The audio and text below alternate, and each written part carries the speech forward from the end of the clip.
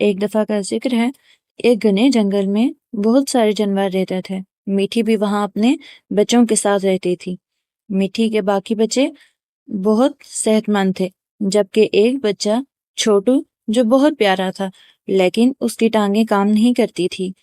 وہ اپنی چھوٹی سی جگہ پر رہتا، جبکہ اس کے باقی بھائی بہن دوڑتے، کودتے اور جنگل میں مزے کرتے۔ لیکن چھوٹو ایک بہت اچھا بچہ تھا۔ جنگل میں اس کے بہت سارے دوست تھے، یہاں تک کہ جنگل کا بادشاہ شیر بھی اس کا دوست تھا۔ جنگل میں چھوٹو کے اتنے سارے دوستوں کے باوجود ایک وہاں پر لومڑی بھی رہا کرتی تھی جس کا نام تھا رومی۔ رومی کی نظر ہر وقت میٹھی کے بچوں پر رہتی کہ جیسے ہی موقع ملے وہ ان بچوں کو کھا لے۔ رومی کو دیکھ کر سارے بچے بھاگ گئے، جبکہ چھوٹو بیچارہ بھاگ نہیں سکتا تھا۔ رومی نے چھوٹو کو دیکھ کر ہنستے ہوئے کہا، ہا ہا ہا، یہ بیچارہ تو بھاگ نہیں سکتا، آج کا کھانا تو طے ہے۔ لیکن چھوٹو جتنا معصوم دکھتا تھا وہ اتنا ہی بہادر بھی تھا۔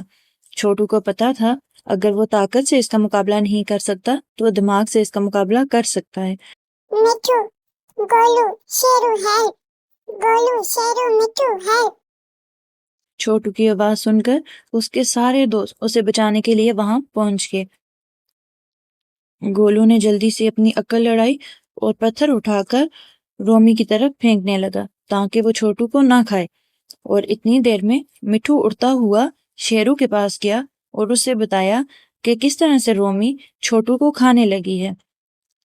رومی چھوٹو کو کھانے ہی لگی تھی کہ شیرو نے آ کر دہاڑا، جنگل کے بچوں کو تنگ کرتی ہو، تمہارا انجام اچھا نہیں ہوگا۔ رومی ڈر گئی اور وہاں سے بھاگ گئی۔ اس طرح سے چھوٹو کے سارے دوستوں نے مل کے اسے بچا لیا، اور اس کہانی سے ہم نے یہ سیکھا کہ ہم اگر کسی کا اپنی طاقت سے مقابلہ نہیں کر سکتے تو اپنے دماغ سے اس کا مقابلہ کرنا چاہیے۔ اس کے علاوہ اگر ہمارے پاس ہمارے اچھے دوست ہمیں ہر مصیبت سے بچاتے ہیں۔